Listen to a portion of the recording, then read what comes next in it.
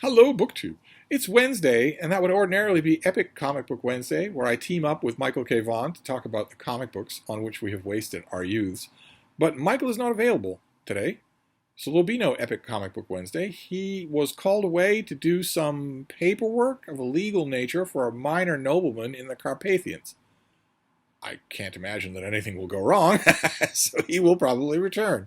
But I didn't want to sacrifice comics altogether on a Wednesday. After all, from time immemorial, I used to go to comic shops on Wednesdays or Thursday or Friday, or whatever day of the week that year was the new comic book day, and get floppy comic books.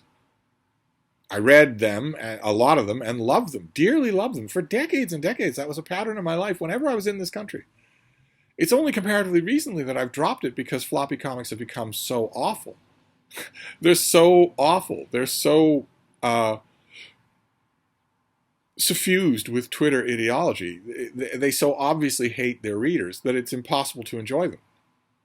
In addition to which, they're largely boring. They're mostly conversations between characters over food, or about food, or over food about food. so there's precious little there when you compare it to the great floppy comic book eras of Spider-Man or the Justice League or the Teen Titans or whatever. I very seldom do that, but at my LCS, my local comic shop, is Newbury Comics on Newbury Street.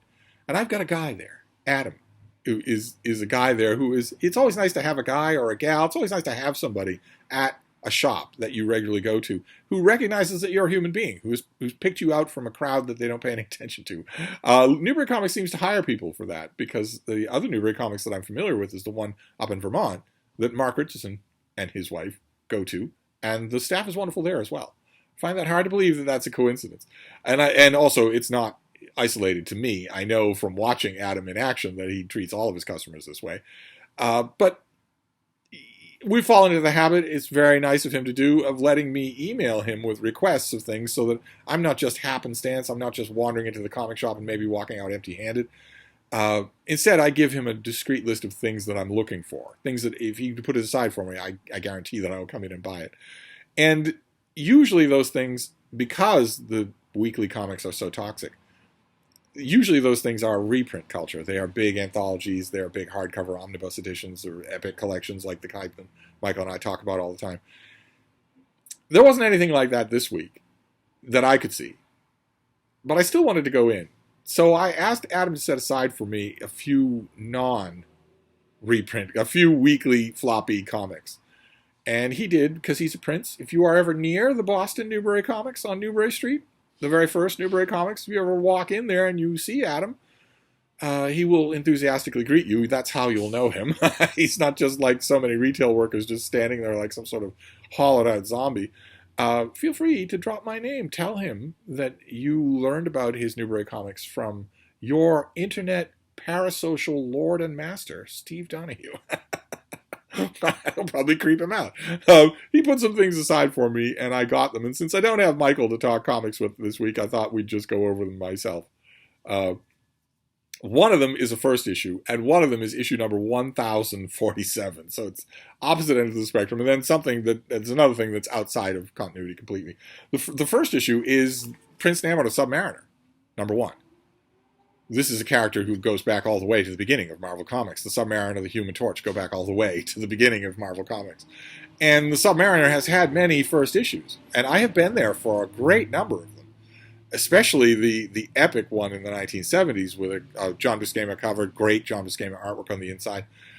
I followed that run of the Submariner forever. And then he had another first issue decades later with John Byrne. I followed a lot of that run, and there have been others as well.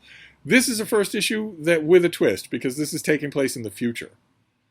But it's got artwork by Pascal Ferry, and that's a large part of why I got it, because he's a terrific artist with a real talent for drawing the Submariner. But as you can see, the writing here is by Christopher Cantwell, and as you can see, time has passed. This is a future story. That is Prince Namor, and he's older. That's a pretty good design, but he's not a young man anymore. And the world has changed. Earth was attacked by the Kree, who used alien technology. Look at that artwork. That is just amazing. They used alien technology to drown the planet. There's tiny islands of ground but otherwise, the whole of the planet, the oceans rose, the ice caps melted, the rivers and lakes and fronts all just went crazy. So the Submariner, without firing a shot, is suddenly the ruler of the world. He's the ruler of Atlantis, he's the ruler of the oceans, and he has constantly been at war with humanity. When he hasn't been a hero on teams like the Invaders or the All-Winners Squad or the Defenders or the Avengers, he's been a villain, attacking the Earth and trying to subjugate humanity. And he, in the end, didn't have to do anything. It was just an alien attack where all of the superheroes fly off to fight the Kree, leaving the Earth behind for the Submariner to rule. Look at this panel. Incredible. Just amazing. Because this is current year and because Marvel Comics and DC Comics are completely infiltrated by Twitter ideologues, he doesn't rule. He gets what he's wanted for 80 years, and then he lets his cousin Namorita rule, because she's a woman. So she's ruling Atlantis, and he is, I guess, just hanging around as Uncle Namor, just talking to people and whatnot. It's insane. It's totally out of character. The Namor that we've known in every incarnation, in every comic book, would certainly rule. He would not hand over the control of his kingdom. It's all right. With current year Marvel and DC Comics, you kind of expect that the characters will not be in character. They're being written by people who hate comics, and who, more than they hate comics, hate comic fans. So they don't pay any attention. They don't even read the Wikipedia pages on these characters. They don't pay attention to continuity. So your characters won't be in character. Almost always they won't be in character. For instance, when Namor is talking to Namorita, she chides him a bit for making another trip to the surface. When we meet him, he's on land, confronting humans up on the surface. She chides him and says, why do you keep going back to the surface? I mean, she also is half human. I share your human blood. I don't go up there all the time. I read that and thought, okay, Namorita was raised as a human. Prince Namor was not. It's totally out of character for her to not care about going up to the surface or what's happening in the surface. But you take that. You have to take that in order to read a modern-day floppy comic. The characters will not be in character. The comic will be boring because these writers don't write action scenes. The comic will be boring because these characters will mostly posture the way they do on Twitter and mostly have their characters talk about food or just give you scene after scene of the characters eating.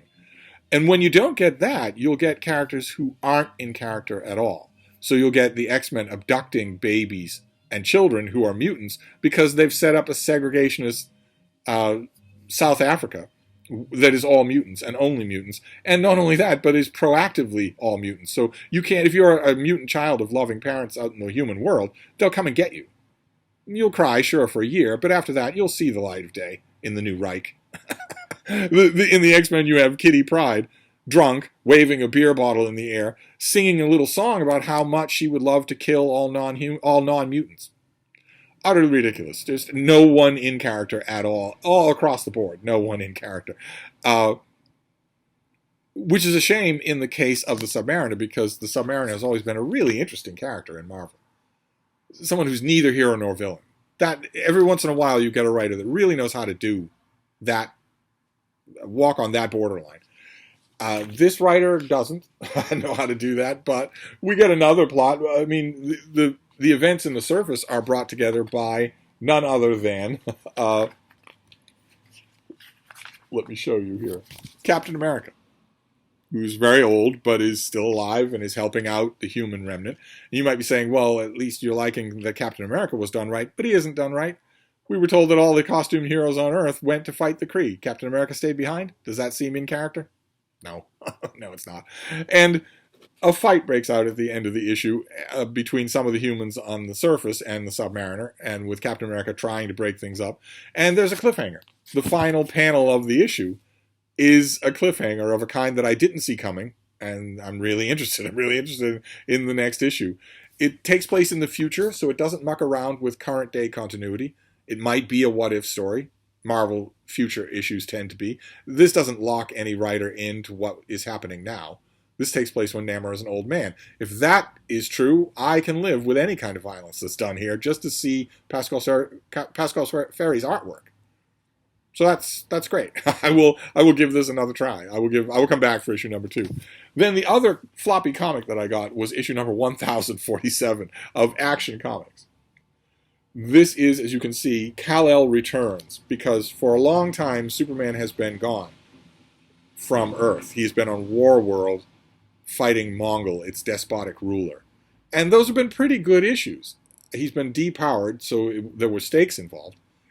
And he led an uprising with the help of a bunch of other characters and eventually succeeded in overthrowing Mongol.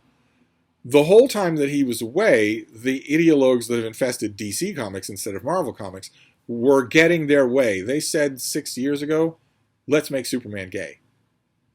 Not because they care. They don't care at all. They want a head on a wall. That's all. That's all they want.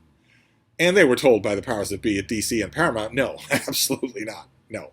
And they went away, and instead of rethinking their lives and thinking, okay, why are we such hollow individuals that we need to mess around with characters that have been the recipients of a lot of love, attention, care, and creativity for 80 years? Why are we so screwed up? Instead of going to the therapist,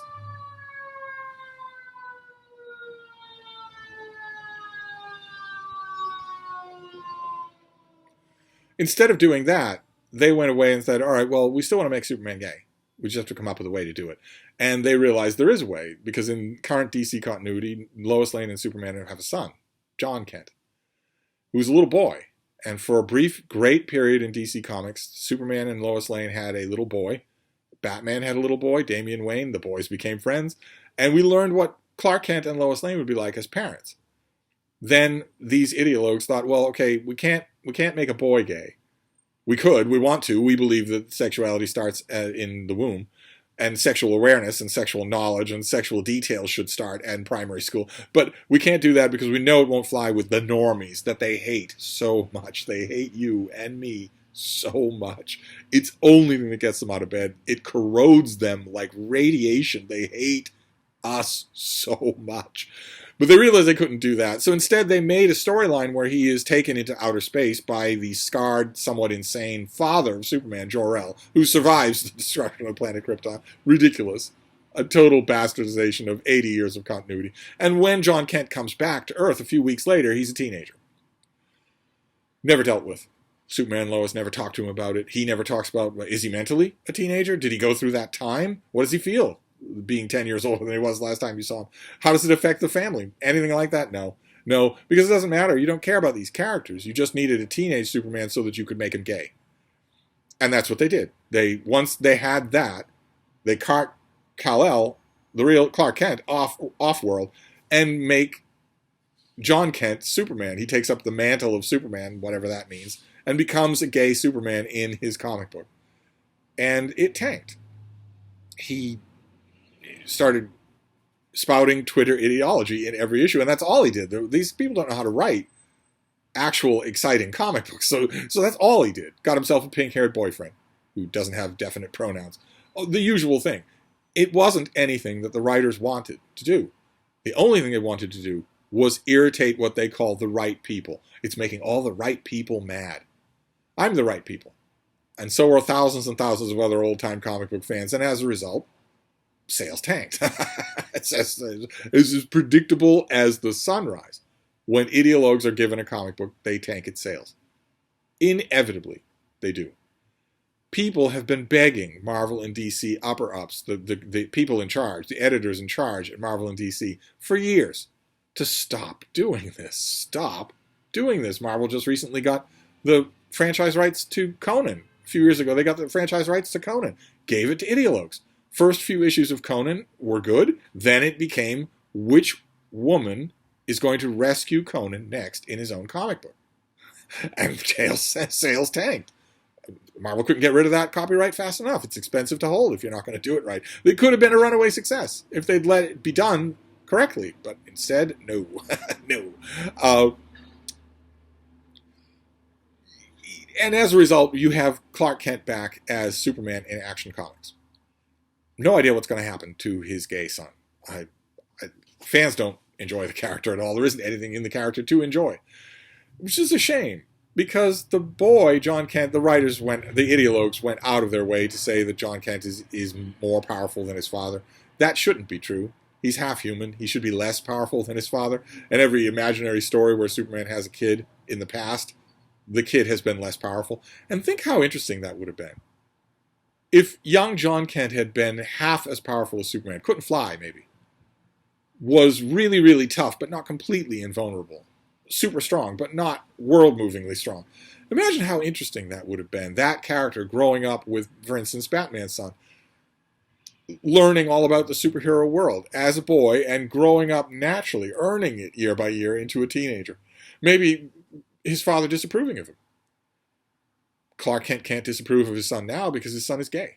If Clark Kent disapproves, his son could kill somebody. If Clark Kent disapproves, he's a homophobe. It's all so much more boring now that ideologues get to do it. But they brought Superman back, and for a minute I thought, when I saw this online, well, they're clearly going for a traditional view of things here, right? This is a really good cover. You have Krypton exploding in the background. You've got the spaceship landing in the cornfields of Kansas. You've got Lois Lane and Jimmy Olsen. You've got Lex Luthor, Darkseid, Metallo, Bizarro. You've got Brainiac down there. And not only that, but Superman, he's going to look a little odd to you. That's because he isn't drawn like a character in a comic book. He has a face. He has an actual human face. And he's not wearing a sprayed-on spandex costume. This is cloth. It's got wrinkles. And there's a reason for that. And it's not just any face. It's George Reeves from The Adventures of Superman from 60 years ago. It's a traditional cover. It gives off a very traditional feeling of returning to the basics. The comic book writers, the ideologues who are in control of these concepts, absolutely will not do that. As far as they're concerned, the basics are literally worse than Hitler, as they say over and over again online. But this is that story, and the artwork in the first part of it is lovely. Let me get you the artist so that I'm going to credit them here. The art is by Riccardo Federici, and it is lovely. It's painted. It seems painted anyway. It's really airbrushed. And its action sequence, the one and only action sequence, is terrific. Look at that. That is just amazing. It's Superman back in Metropolis fighting crime. And I read that and thought, okay, did I miss something? This is the issue number 1 of Kal-El Returns. Shouldn't he return? Instead of just being in Metropolis? We go through a whole storyline of him being back, and everything's changed. He brought back from Warworld 2 orphans, from little children from Warworld who will live and grow up with him and Lois Lane. That's a very interesting plot line. And then 8 pages in, it ends. 8 pages in, the story ends. And that's when I realized, oh wait, this has got a backup story. I thought, what a herky-jerky way to do this. The artwork in the backup story is by David Lapham, very different style. And in the backup story, halfway through, we get the return of Superman. This is him and all the characters that he knew. There are the 2 orphans from Warworld returning to Earth. That's the moment. But it doesn't occur in the comic. It occurs in the backup. It doesn't occur in the main issue. In the main issue, these are reversed. For some reason, the editorial team at DC thought, well, let's put this back in the back of the book and the other in the front of the book, when chronologically they are in opposite positions.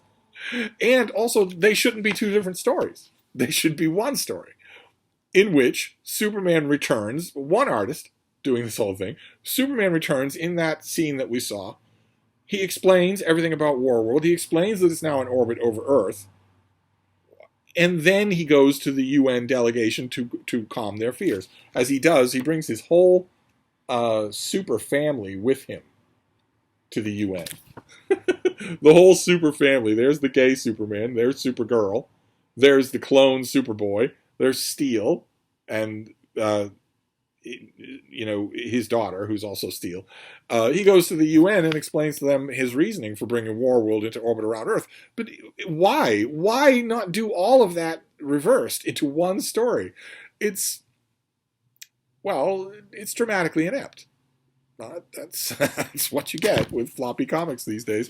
And then the other thing that I got is not a floppy comic. It's square bound. It's a what if story. It's not normal continuity. It's the second issue of Superman Space Age, with artwork by Mike Allred. Right? Yeah, Mark Russell is the writer, and Mike Allred is the artist. His very distinctive art style, very stiff and herky jerky art style.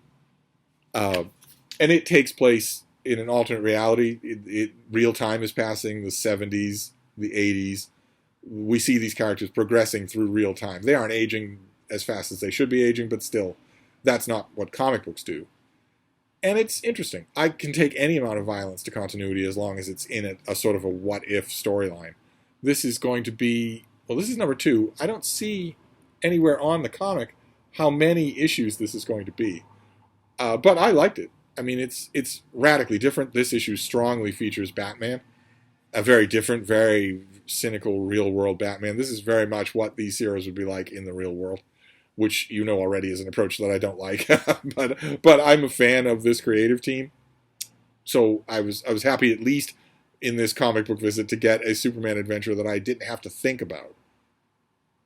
You know, whereas in Action Comics, I have to worry what kind of Twitter ideology is being crammed down my throat. In this issue, coincidentally enough, in both these issues, it's Twitter preaching about immigration and being tolerant to immigrants. In both the issues, that was the dividing, you know, the inspiring feature all throughout them. But in Superman Space Age, I didn't have to worry about that, which is great. And it's interesting to see Mike Allred's take on the Justice League. We get a version of the Justice League here. Of course, this is an alternate reality. So see, there they are. There's an alternate reality Justice League. We don't get the Martian Manhunter. He's not in here. But in this alternate reality, Nixon is bombing Cambodia, but the bombs that are falling out of the planes have Wayne Enterprises stamped right on them. In this reality, it's Lois Lane who meets Deep Throat and breaks Watergate, that sort of thing. Very interesting to see as we follow these characters through real time. So with Superman Space Age and with Namor the Submariner, I will get the next issue. So I have at least a few things for my guy, for Adam, to set aside for me. No idea what that means for next week. There might not be anything I want to go to the comic shop for next week. We'll have to see. Michael might be back next week. Perhaps with a penchant for eating spiders. We'll have to see. Thank you, Book 2.